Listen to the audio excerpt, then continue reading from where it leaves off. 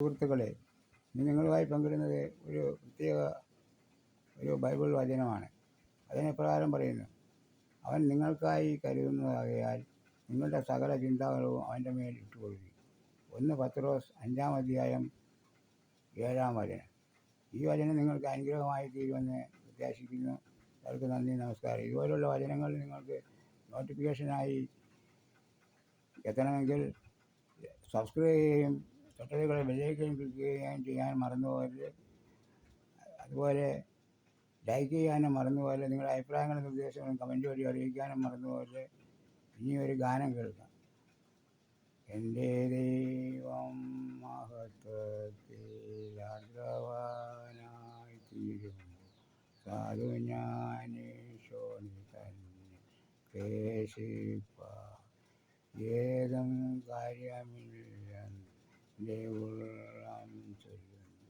വൈഷമ്യമുള്ളേതു കരകേറി നടവു രക്ഷകനൻ കാലുകൾക്കു വേഗമാ തീർന്നൻ പാതയിൽ മാനിനെ പോലോടിടുന്നു.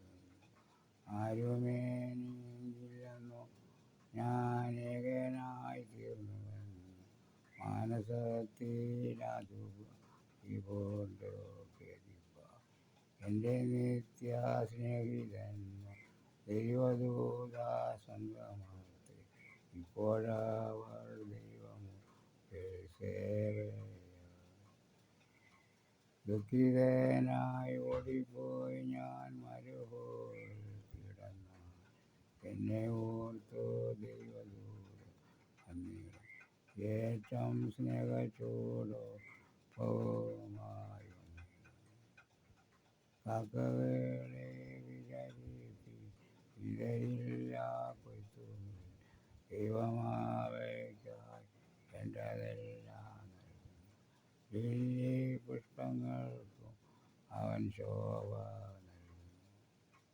പത്മദ്വീപിൽ ഏകനായി ഞാൻ വസിച്ചാൽ ഭയമില്ല. സ്വർഗ്ഗം തോറാനെൻ്റെ പ്രിയൻ വന്നിടും. ഈ വീഡിയോ നിങ്ങൾക്ക് ഇഷ്ടമായെങ്കിൽ ലൈക്ക് ചെയ്യാനും ഷെയർ ചെയ്യാനും സബ്സ്ക്രൈബ് ചെയ്യാനും മറന്നുപോകരുത്. ഇതുപോലുള്ള വീഡിയോകളെങ്കിൽ നോട്ടിഫിക്കേഷനായി ലഭിക്കണമെങ്കിൽ സബ്സ്ക്രൈബ് ചെയ്യാനും തൊട്ടടുത്തുള്ള ബെല്ലൈക്കൺ ക്ലിക്ക് ചെയ്യാനും മറന്നുപോകരുത്. എല്ലാവർക്കും നന്ദി, നമസ്കാരം. നിങ്ങളുടെ അഭിപ്രായങ്ങളും നിർദ്ദേശങ്ങളും കമൻറ്റ് വഴി അറിയിക്കാനും മറന്നുപോകരുത്. എല്ലാവർക്കും നന്ദി, നമസ്കാരം. വീണ്ടും കാണാം.